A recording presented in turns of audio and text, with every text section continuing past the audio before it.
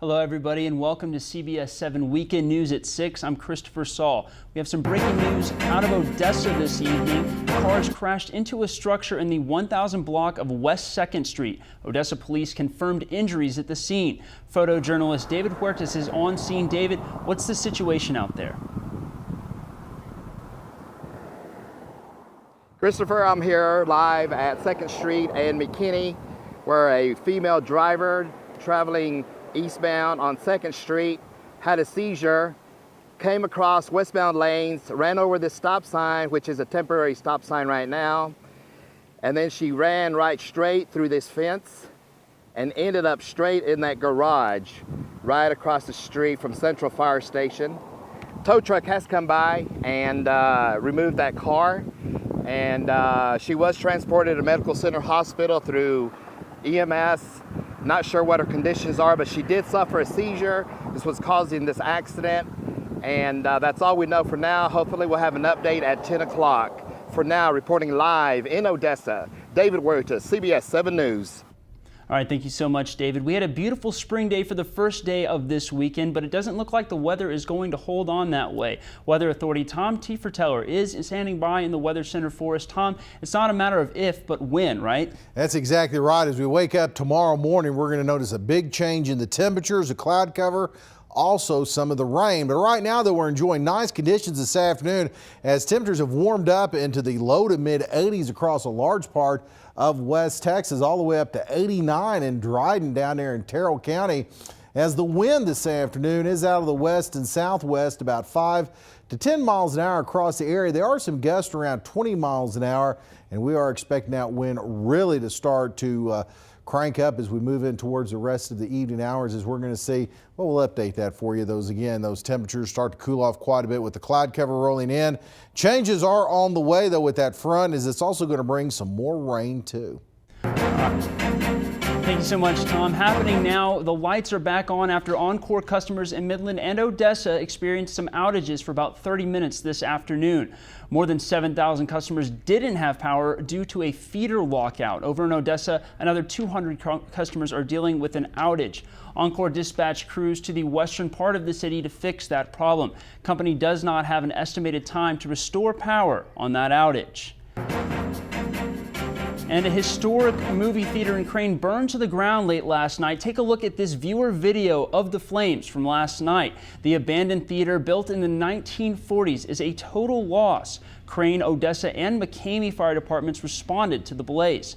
Fire officials in the city suspect arson as the cause of the fire, but no one suffered any injuries. We'll keep you updated here on CBS 7 and CBS7.com as the fire marshal learns more.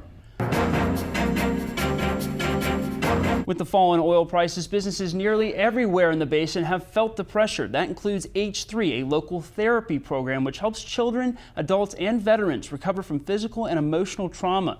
Left with no other option, the program has turned to an alternative fundraising method. CBS 7's Brianna Gallegos spent the day at Jake's Clay's, where one of the fundraisers took place. Brianna, how much did H3 raise today alone? The first event of its kind just wrapped. Horses, Hearts, and Hands raised over $6,000 for their program that offers therapy to children, adults, and veterans with special needs. 9 years ago, H3 was founded by Deborah Alice. Alice has seen many children, adults, and veterans benefit from the program. Their mother never thought that they'd be able to have family pets. And a few years ago, they got a dog. Probably about 5 years ago now. So that was all because of equine therapy. The money raised is used for medical bills the program has. Proceeds go directly to the therapy program, H3, for people with special needs. Brianna Gallegos, CBS 7 News. Thank you, Brianna. Midland City officials welcomed dignitaries from their sister city, Dongying, China. The visit started at City Hall, where Mayor Morales and the City Council welcomed their visitors. The group also visited the Concho Oil offices, Midland College, and the Petroleum Museum. Rig numbers held steady this week in West Texas, ending the month-long slide here in our area. Baker Hughes reported 87 rotary rigs operating in the basin, the same number as last week. Just a month ago, 98 rigs pulled Sweet Texas crude out of the ground. This news comes as rig numbers in the state and the country continue to decline. One bright spot, though, Corpus Christi. 5 new rigs set up shop on the Texas coast, bringing that area's number to 15. Law enforcement officers around the basin hosted a prescription take-back drive today.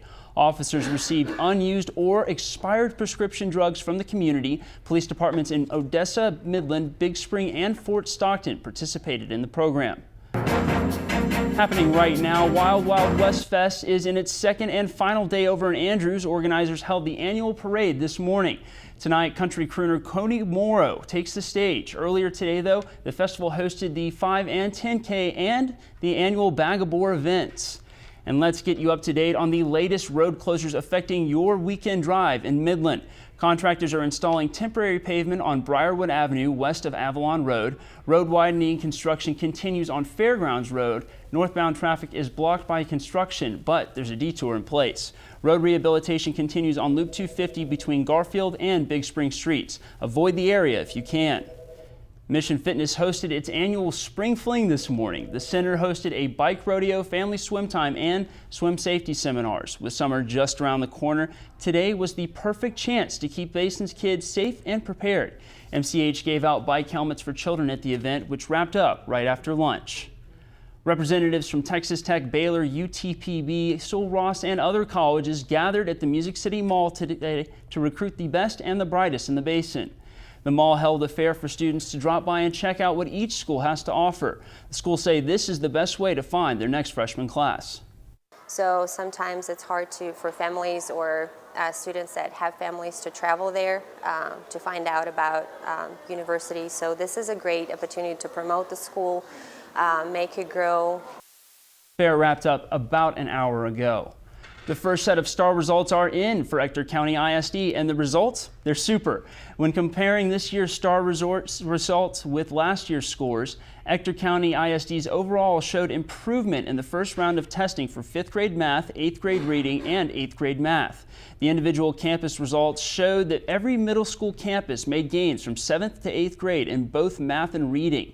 Results also show that 19 of the 25 elementary campuses made significant gains in math and reading as well. We have an in-depth breakdown of the testing results on our website, cbs7.com. Odessans have until midnight tonight to sign a water conservation pledge. Odessa Mayor David Turner asked Odessans to sign the water conservation pledge at the beginning of this month. As the summer months approach, the city wants to make everyone water aware.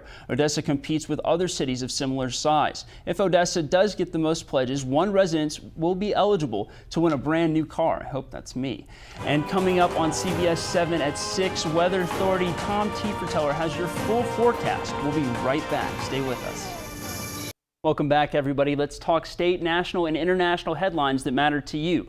First off, an El Paso teen died last night after she was thrown from a carnival ride. The Catholic Diocese of El Paso, which hosted the event, said she was thrown from the ride into a metal barricade.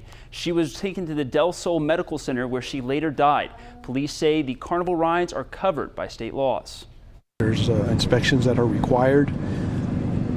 Whether or not this vendor is up to par with that, it hasn't been determined. That'll be revealed in the investigation.